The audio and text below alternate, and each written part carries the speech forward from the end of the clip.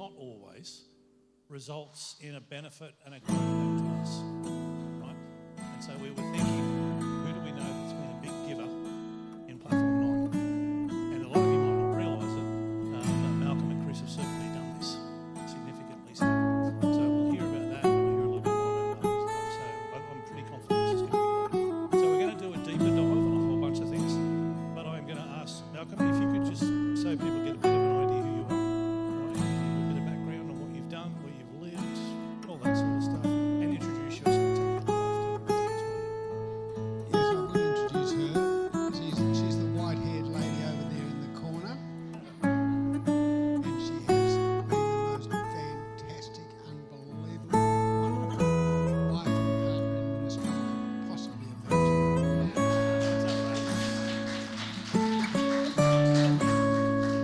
I'll tell you a story in a minute which will illustrate that well. But yes, I was born in Sydney, and unfortunately I got out of here before I started primary school, went to Melbourne, and hands up if you could actually remember the names of all the kids in my primary school class. Well, see, I'm the exception. I won? Yep. How many kids? Well, a similar experience, obviously. There were 3 kids in my class. There was Warren and Mary and me. And it was a school that was actually specially set up to train country teachers. So it was at the end of the city of Melbourne. And it was designed as a training school. And so we went there for my whole 6 years, and there were 3 teachers. So you were educational canon for Yes, that's right. Yes. And when you think about the people that had the greatest influence on your life, obviously your parents have an impact. It's enormous. And teachers, because they had, especially for 3 years, they used to work for 3 years. And both most amazing men. Unfortunately, I was not always totally well behaved. You probably find that hard to imagine. To the point that I, long story, I won't go into it, for some of the went away from home, and my father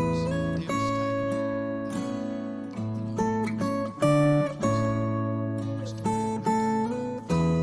Punishing me. How old were you on this one? I would have been about 11, 10, 11, and the second half of primary school. And Mr. Viney, the deal was, my dad said, I'm going to send you to the children's home. It's just literally, it was a couple of blocks from where we lived. But Mr. Viney has said he will take you. And so, sure enough, I went and stayed with Mr. Viney and his wife, only a very short time in the end. But that was the most powerful thing for me, that this teacher would reach out and say, I'm the drummer that bridges the gap here where there's a crisis going on. And having experienced that acceptance, forgiveness, love that came from that man and his wife is something that has stamped me absolutely for life. It was just such a big thing.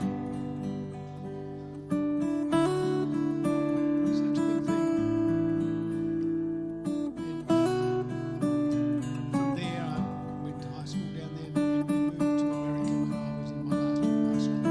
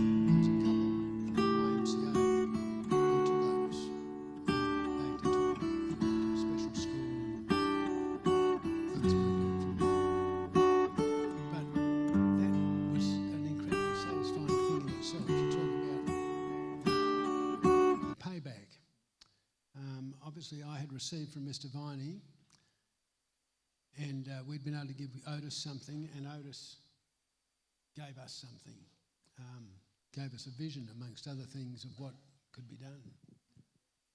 And so we came to Australia,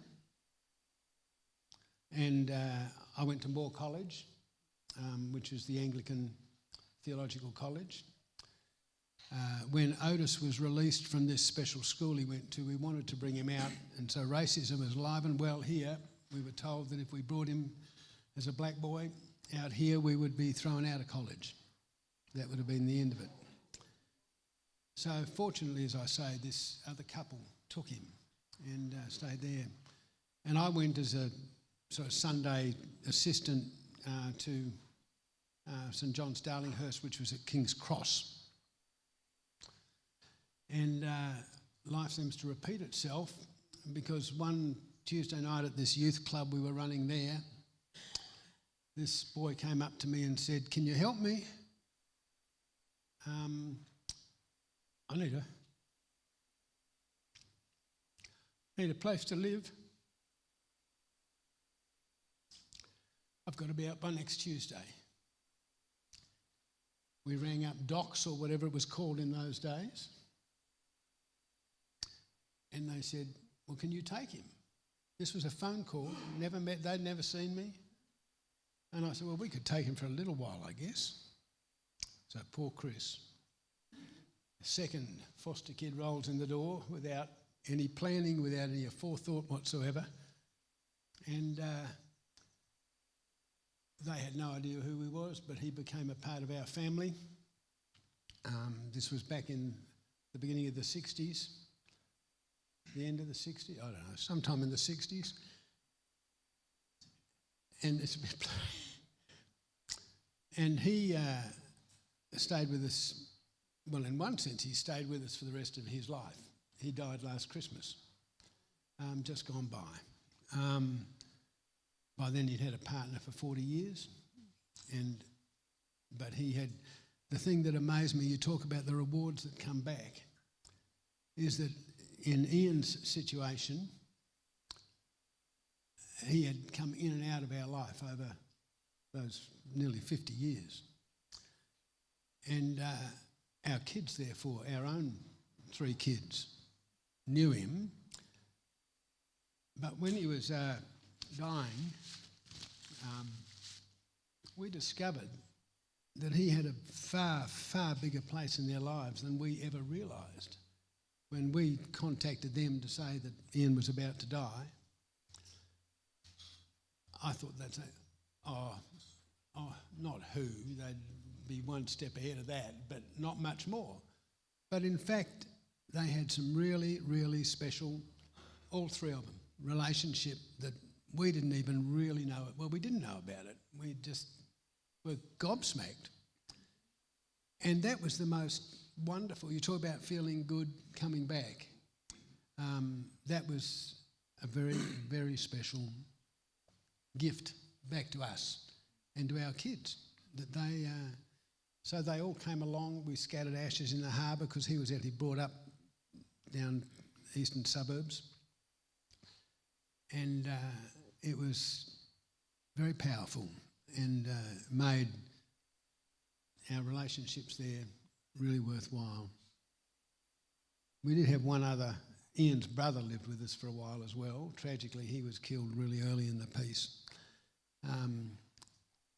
But they made our life rich in ways that we would never have dreamt. Sorry, that's a big ramble. No, that's great. I thought I was going to need 3 or 4 questions to extract all that, so you've done well.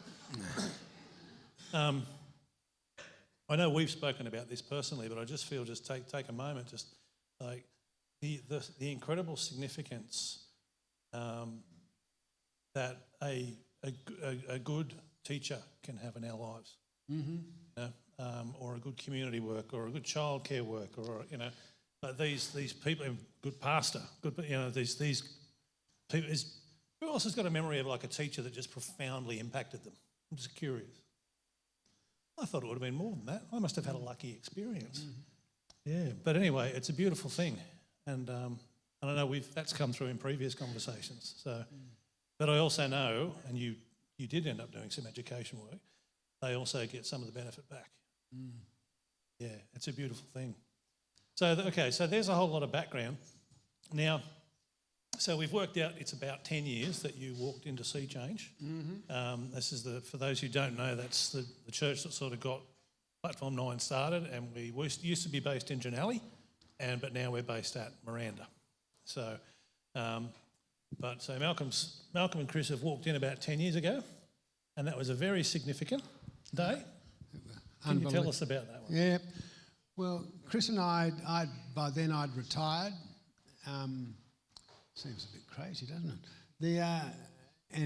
We had decided we'd look around at, visit a couple of churches, and it happened that, and I say happened, I'm sure God had a bit of a hand in all this, that we arrived at Sea Change to come to one service, and it happened to be the service where you, Brooke, told us that the owner of the hotel next to the church in Janelli had offered the use of Cars Park Motel, or whatever it was called, to use for people to stay in, and at a nominal price. And we were just grabbed. We were really grabbed. And so although we thought we were just visiting a church to look at, it was a life-changing moment for us. And, excuse me, shush.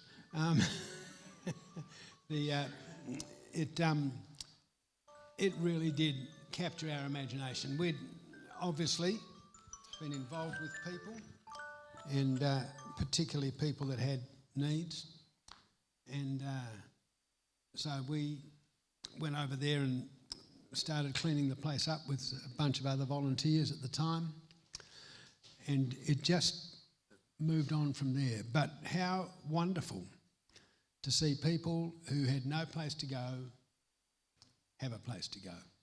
You know, that's a reward in itself when you just see the people who have just, really struggled in no doubt many ways, roll up and be accommodated and cared for in a way. It was not just a house or not just a motel room in that case, but it was some people that came around them.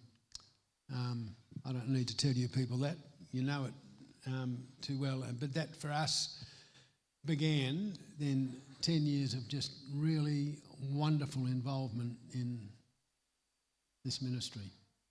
And it has been a wonderful involvement. And I remember that day too, when Brooke stood up and shared that. Mm-hmm. And I remember, it's not a direct quote, but I remember Brooke basically just said, I've got no idea what this looks like or how we're going to do it, but, we're doing it. That sounds like Brooke. Sounds like Brooke. It's a gift of faith. Mm-hmm. It was going to work out. And then that very rundown motel. Yep. There's a lot of work. I can't say I had much to do with the restoration, but I know there was a small army that did. Mm-hmm. There's been a gathering of many people over the years that have helped to keep this thing flowing. Does anybody else remember the motel that were here at that right from the start? Yep. Yeah. Sorry? I know where it is, but I never went there. Right, gotcha. But and the police soon started to love it too, because they used to get called to there 2 or 3 times a night, sort of sometimes. It was a rough old motel, so we gave it a new life. Before we moved in, yes. Yes. Thank you for that distinction. Very, very important.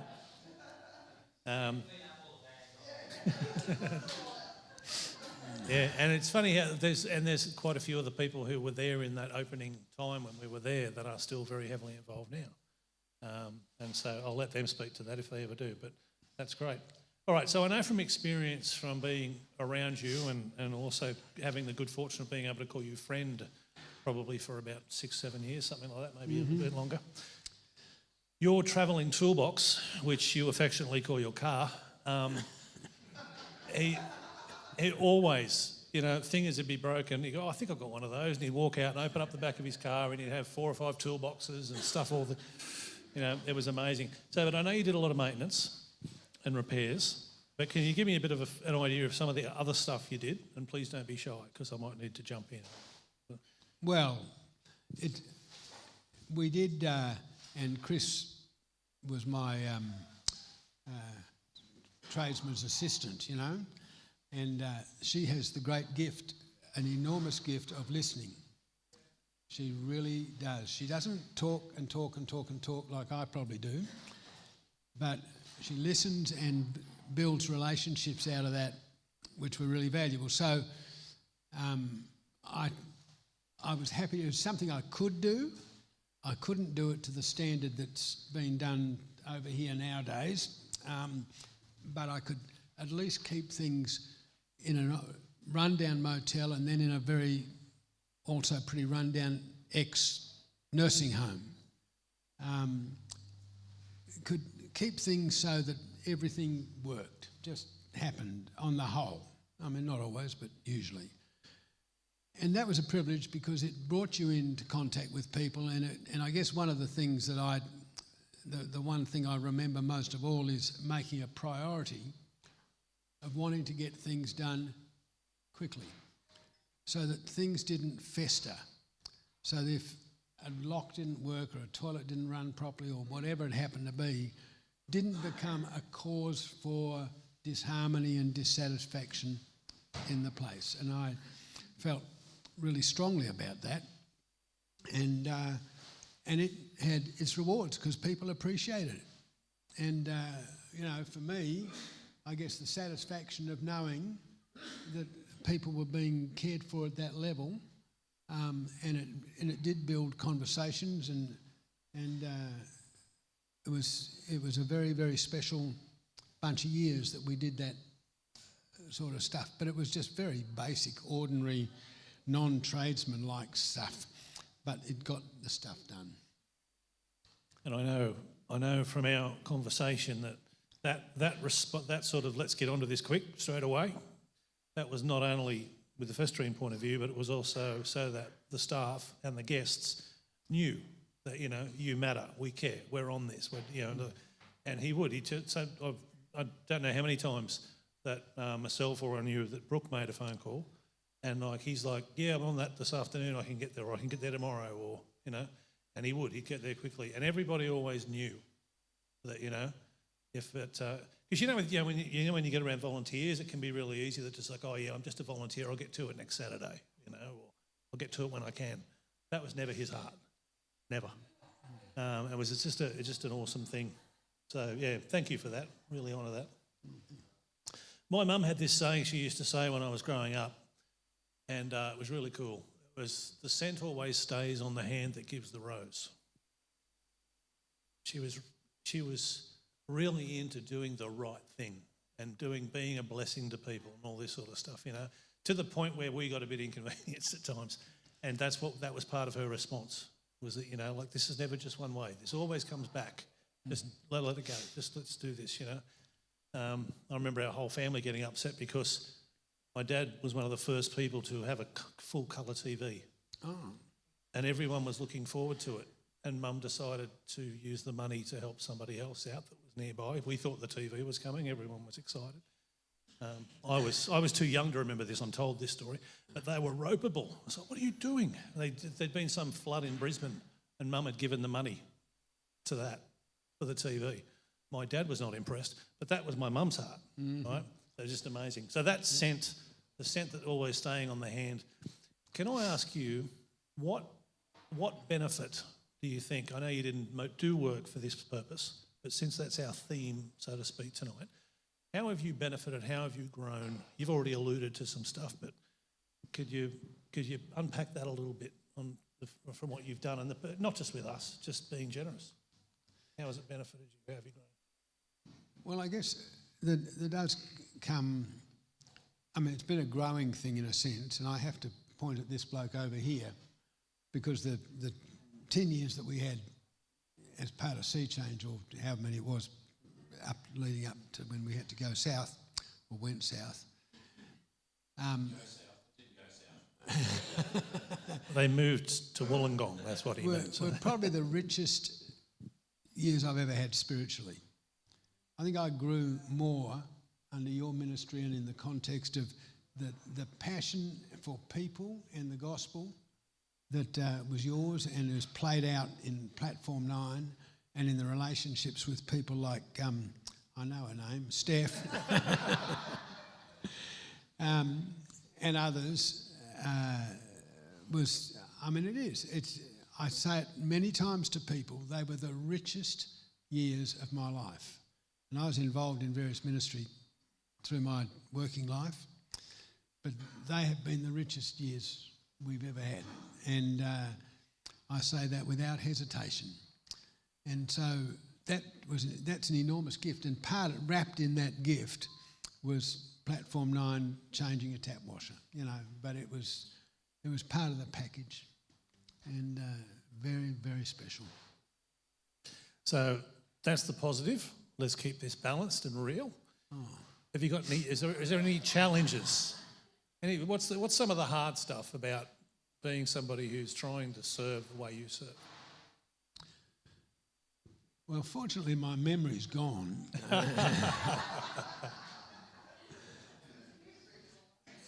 There's nothing that pops into my mind, to be quite honest. There has to have been times that were frustrating. You go and try and fix something and it doesn't work and somebody gets impatient and I get impatient and Chris tries to calm things down. That's her role. But I don't have specific memories of things that just, were really negative, bad news. I don't. I'm sure that there were those frustrations there. They were, very much just inevitable and part of the package. But just the privilege of working with people and seeing people benefit from, not in big ways, it was all really little stuff. I'm glad to do. Is there something I've forgotten, Chris? Some disaster that I'm forgotten? No. That's interesting in itself, and I imagine there's a bunch of people that would identify with this, is that in the moment of any particular situation, whether you're serving or just problem solving, there's an issue. There's that won't go in, where's the wrong screwdriver, I haven't got it in the back of my travelling toolbox, all that stuff, all right? But then when you get it finished, it just sort of dissolves, doesn't it? That's it quite often. It's the end goal, and that's an awesome answer. I think there's a lot in that. The thing I'll finish on is we know that giving to receive is not the right motivation.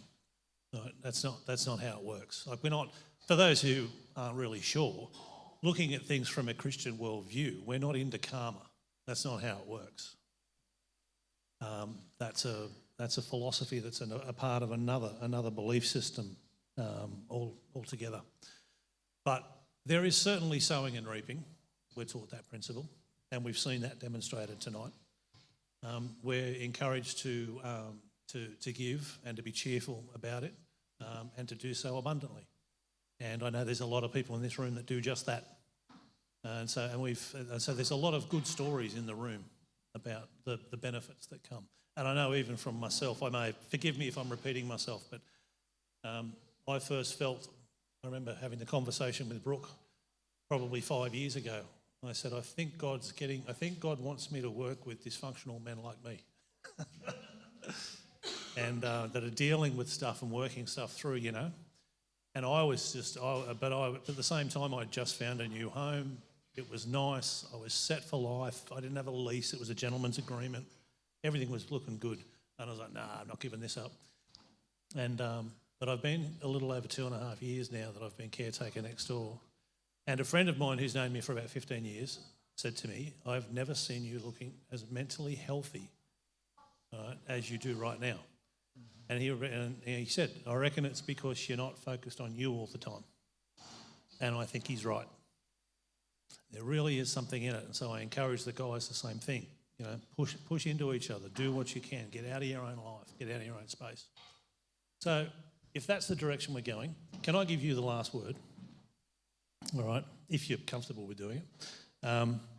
But if there's something bigger at play, and if you think there's anything that we've missed, what would be your message to us about giving, if you had to?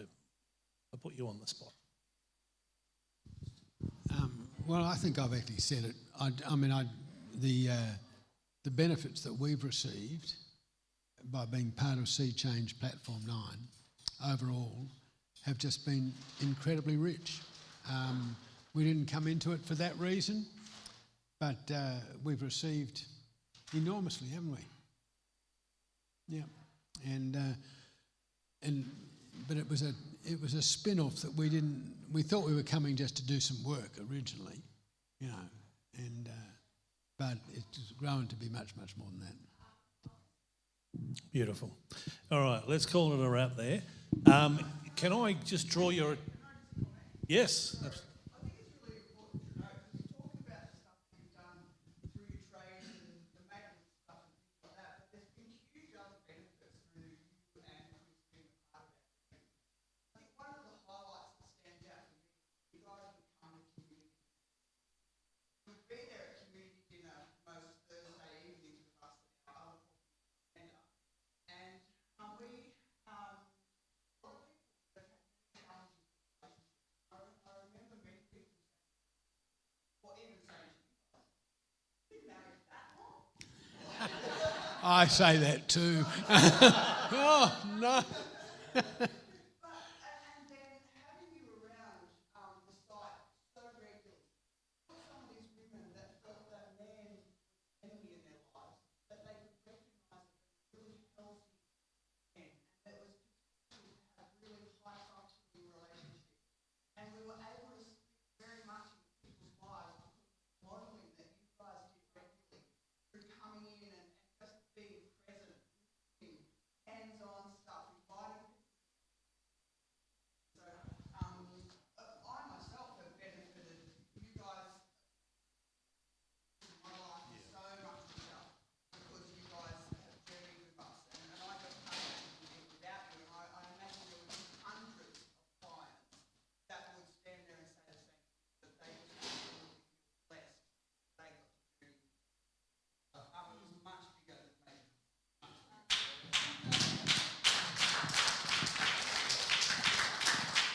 Amen to that.